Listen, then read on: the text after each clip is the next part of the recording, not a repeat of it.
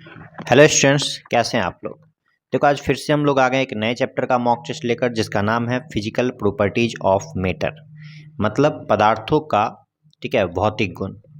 देखो, सबसे पहले फर्स्ट क्वेश्चन में पढ़ते हैं कि क्या है। तो यहाँ पे लिखा हुआ है, एक लकड़ी के चम्मच को आइसक्रीम के कप में डुबोया जाता है, तो इसका दूसरा हिस्सा डैश होगा। क्या हो जाएगा? देख लो, एक लकड़ी का चम्मच है और उसको आइसक्रीम के कप में डुबाया जाता है, तो लकड़ी का चम्मच का जो दूसरा हिस्सा होगा वो क्या हो जाएगा? ठंडा नहीं होगा। ठीक है। ऑप्शन 4। बाकी जो ऑप्शन है उसमें देखो क्या क्या लिखा हुआ है। विकिरण की प्रक्रिया के कारण ठंडा हो जाएगा, जो कि गलत है। संवहन की प्रक्रिया के कारण ठंडा हो जाएगा, ये भी गलत है। और यहाँ पे क्या लिखा हुआ है? चालन की प्रक्रिया के कारण ठंडा हो जाएगा, गलत है, क्योंकि लकड़ी का चम्मच है, ये ठंडा नहीं होगा। आगे बढ़ेंगे। नीचे दिए कथनों को पढ़िए और सही विकल्प का चयन कीजिए। पहला है, रात भर किसी कमरे में रखे जाने पर चालक का ताप कुचालक की तुलना में अधिक होता है। रात भर कमरे में रखे जाने पर किसी भी चालक का ताप जो है कुचालक की तुलना में अधिक होता है। और दूसरा क्या लिखा है कि चालकों से ऊष्मा का प्रवाह बहुत धीरे से होता है, जो उन्हें गर्म होने का अनुभव कराता है। तो देखो, चालक जो होता है वो क्या होता है? Good conductor. उसको इंग्लिश में हम कहते हैं गुड कंडक्टर ऑफ हीट। ठीक है। और कुचालक का मतलब होता है इंसुलेटर। यानी चालक जो है वो जल्दी हीट कर ले, जल्दी हीट उसमें प्रवाहित होता है। और कुचालक जो होते हैं उसमें हीट प्रवाहित नहीं होते हैं। तो अभिकथन में जो कह रहा है कि रात भर किसी कमरे में रखे जाने पर चालक का ताप जो है वो कुचालक की तुलना में अधिक होता है क्या? तो ये तो गलत है। और कारण जो लिख रहा है कि चालकों से ऊष्मा का प्रवाह जो होता है वो बहुत धीरे होता है, तो ये भी गलत है, क्योंकि चालक में ऊष्मा का प्रवाह वो धीरे नहीं होता है, वो बहुत फास्ट होता है। जैसे कि लोहा जो है वो चालक है, अगर आप उसको गर्म करेंगे तो उसका दूसरा छोर भी क्या होता है? गर्म हो जाता है ना।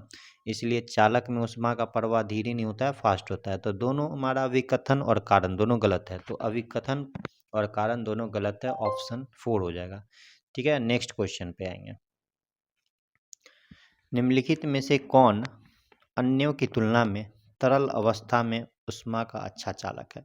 तो देखो, जो तरल अवस्था में ऊष्मा का जो अच्छा चालक होगा वो पारा होगा। ठीक है। पारा। पारा को हम लोग क्या कहते हैं? इंग्लिश में इसको मरकरी कहते हैं। Hg से इसे डिनोट किया जाता है। नेक्स्ट क्वेश्चन पे आते हैं। 40 डिग्री सेल्सियस पर एक लोहे की गेंद को 40 डिग्री सेल्सियस पर जल युक्त मग में गिराई जाती है। ठीक है। तो ऊष्मा क्या हो जाएगा? तो देखो, 40 डिग्री सेल्सियस आपका लोहे का गेंद है और 40 डिग्री सेल्सियस जल भी है। अगर दोनों को जो हम गिराएंगे तो क्या होगा? लोहे की गेंद से पानी में या पानी से लोहे की गेंद दोनों प्रवाहित नहीं होगी, यानी ऑप्शन 2 हो जाएगा इसका सही आंसर। ठीक है। ऑप्शन 2। आगे बढ़ेंगे। तन्यता, इलास्टिसिटी के थोक मापांक को किस प्रकार परिभाषित कर सकते हैं?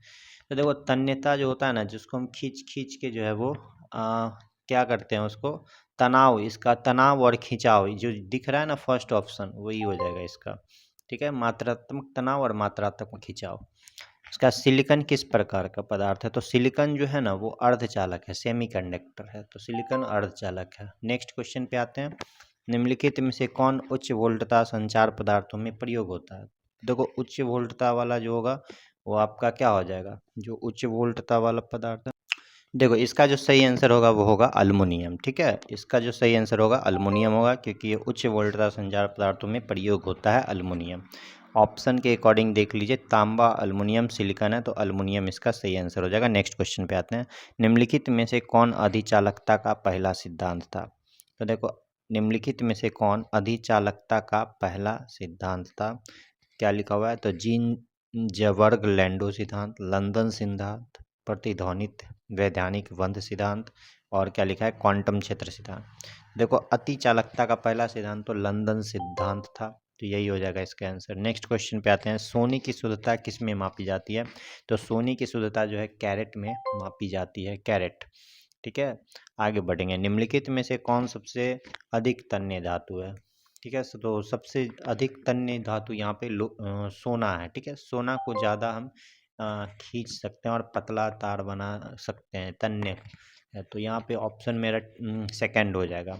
देखो, इसी के साथ देखो इसी के साथ ये हमारा जो चैप्टर था फिजिकल प्रॉपर्टीज ऑफ मैटर उसका मॉक टेस्ट कंप्लीट हो चुका है।